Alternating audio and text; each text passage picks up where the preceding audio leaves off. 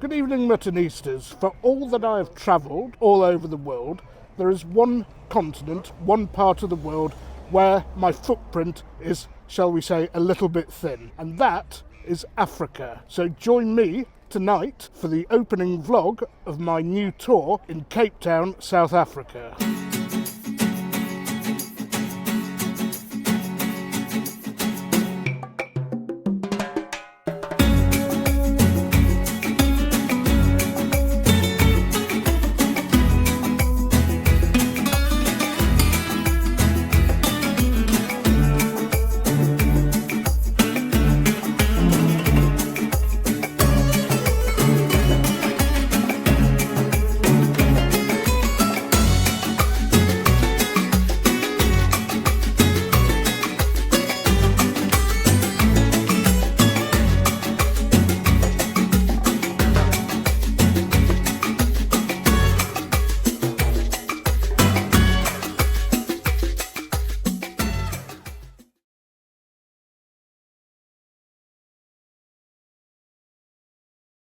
Whenever one is unsure where to start in a new country, a new city or a new continent even, markets are always a good choice. And tonight we're at the Oranjezicht City Farm Market. Apparently the suburb of Oranjezicht is a little bit far away, basically near the top of a mountain. They moved the farm here because of political expediency, shall we say. Anyway, enough waffle, let's get in there and try the food.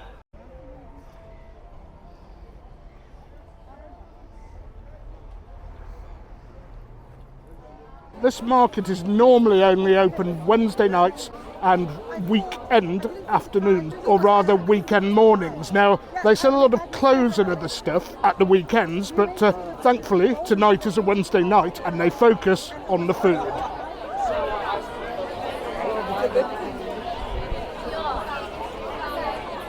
So one thing that I am familiar with is biltong. It's like a kind of beef jerky, I think, but luckily I'm here with Chef Andre, who is a friend of a friend and now a friend, who is going to explain it to us. So what you have, the most traditional form of biltong, and all biltong is made from beef, dried beef.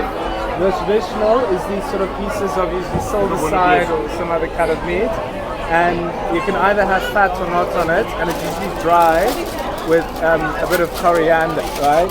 And in my mind, the best type of biltong is when you have almost a slight rareness to it with a cured bit of fat on the side.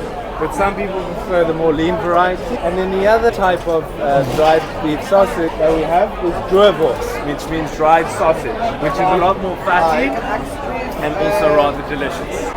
Okay, and what would I drink with this? Beer, wine, spirits, or? You would sit yourself down in front of a Springbok England rugby game, and you bloody well be better supporting South Africa, and you would drink a beer.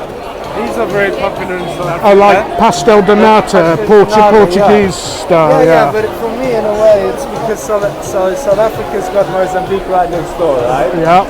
And I don't know if this is a completely authentic way to explain it, but we've got a very traditional thing called a milk tart in South Africa, which is a much more kind of bland, white, thick custard tart taken with corn flour. And in my mind, part of why this has become so popular is it's almost evolved into our modern milk tart, because it's just actually bloody nice. At the end of the evening, I may well try one and compare it to the ones I had in Portugal. Well, this guy's got a little mini BRAAI going, Japanese BRAAI. Maybe we should find out what charcoal he's using. Are you using that special Japanese charcoal? Yes, which choice? It's the special Japanese charcoal he's using. I don't know if that's interesting for you. Okay, yeah, well I've never heard of that before, Japanese charcoal. So can you just explain to us that Japanese charcoal doesn't smoke as much, and what's the thing about it specifically? So yeah, it doesn't smoke as much, and what's wonderful about it is that it's reusable. So once it's finished, we can actually put it in here, and then you can light it up the next couple of days after that. And they traditionally use that as like teppanyaki joints and that type of So stuff. this is a hibachi grill, and this hibachi grill can be used for teppanyaki and all that stuff. We currently just use it to finish the wagyu burgers with the Japanese wagyu burgers. Okay, I like how at the same time it's very South African as well, because it's a fry. Yeah, exactly. But it's nice because we also have it inside a house. Yeah. You can get it from a guy that does it for the hills of Japan.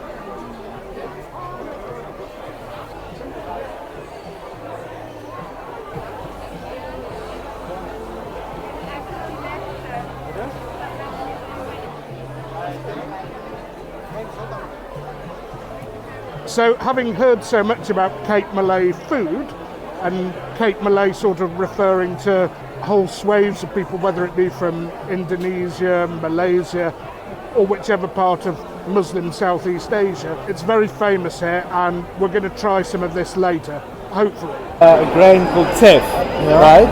And so they make this fermented batter with teff, and then on these giant tavas, they make these sort of teff pancakes. And the way you eat an Ethiopian meal is you've got all these spicy little dishes. They use the spice butter, the spice Berber butter it's called, to infuse a kind of spicy flavor into a lot of their foods. And it's almost like an Indian thali in a weird kind of a way, but very much a local flavor.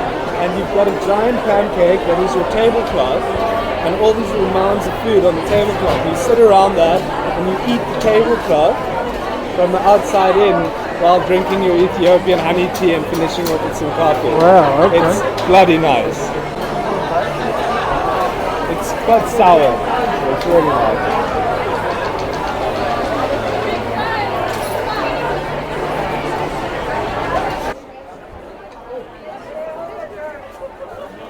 So they can be nothing more South African than fire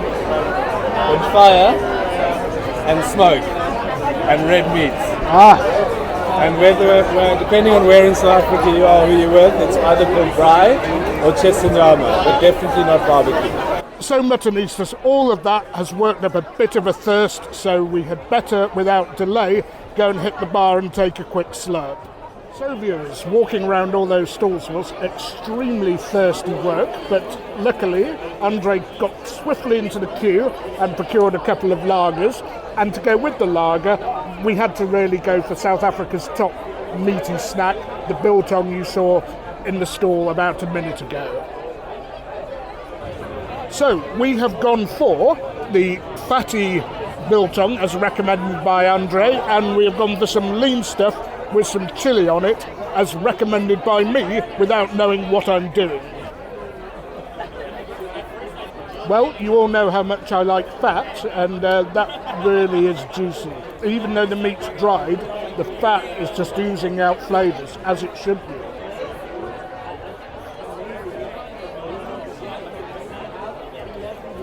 Good recommendation. And that, of course, had no chili flakes on it, and chili flakes weren't necessary. Let's see if I screwed up by having them on the lean meat.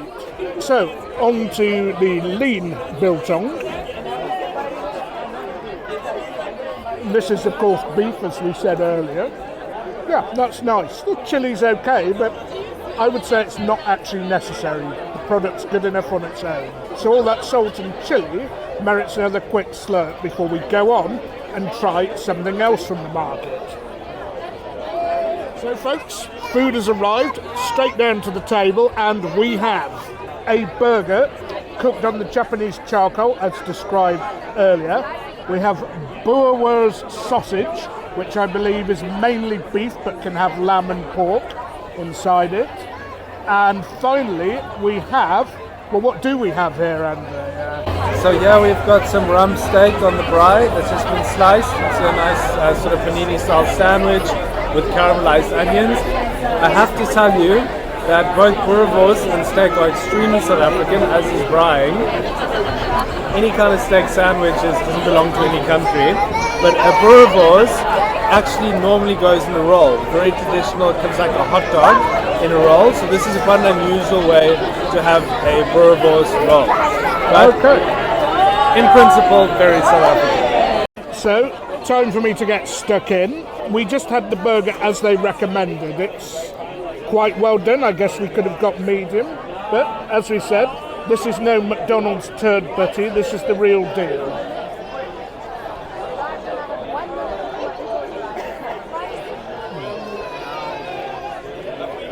That is beautiful, that is beautiful. When you bite into the patty inside the bun, there's an explosion of meaty juices, and there's a little bit of something spicy there as well. And if you watched any of my vlogs on Pakistan, if you remember correctly there, they kept harping on about how important the charcoal is. So, quick slurp before we move on to the next item. So that is a 2020 organic Cabernet Sauvignon Merlot Shiraz blend. What I would say is that the wine itself is decent, but it's a bit warm. If you come here, folks, I would recommend stick to the white or the fizzy. Okay, onto the rump steak. As you can see, that's cooked medium. So, this was cooked on the barbecue. It was called the BRAAI. It's a word you might come to get to know if you go food touring around here. BRAAI refers to a general barbecue. However, Andre does tell me they were a little bit naughty because they were using a gas fire. Tutty tut tut.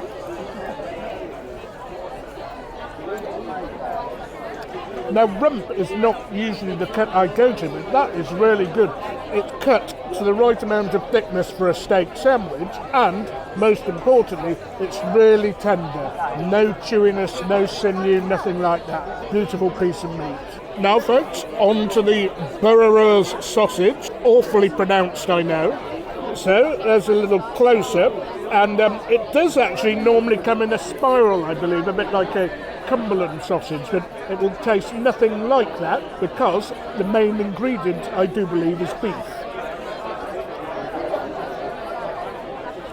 So, these sausages, the BOEREWORS, an essential ingredient, I would guess, on a South African barbecue, or if you can get them wherever you are as well, because they really are that good. Really strong meaty flavour, which a lot of sausages in the UK don't have because, as we all know, there's an awful lot of rubbish inside them. Not here. So, another quick slurp muttonistas and I'll get on with it, and we will be back for dessert. Okay, for dessert we have milk tart, but apparently a milk tart in this part of the world is not any old milk tart. So basically milk tart is to South Africa what apple pie is to America. It's completely iconic. Everybody grew up with it. It's not a flavor explosion. Yeah, that sentimental thing that everyone's got a soft spot for. And what it basically is a custard tart with a short crust base, and it's always flavored with cinnamon, and it's usually thickened with a bit of corn flour. It's got a very kind of pale white look. It's not got a lot of egg in it, so it's a bit of egg, milk, corn flour, cinnamon, sugar, and short crust base, and that's your milk tart. So, a little close-up, hope I don't drop this on the floor. The last ex-sweets I've had were Pakistani ones, which were always made from condensed milk and sometimes horrendously sweet. So let's see how this one differs. Not sweet at all. I would say, in terms of consistency, it's halfway between a cheesecake and a creme brulee. The cream or the milk inside the tart's a little firmer than you would get in a cheesecake. However, certainly you can taste the dairy in there. In terms of sweetness, not too bad, not too sweet, and you know that sugar and mutton are things that only go together on occasion for you, the viewers. Okay, folks, hope you enjoyed that. A very brief video, a gentle introduction into Southern African cuisine, so an emphasis on meaty cuisine. I loved it. I hope you did. Plenty more content coming from Southern Africa. Until then, don't forget, like, share and subscribe. I'll love you and leave you. And as always, don't forget, you can't beat a bit of mutton.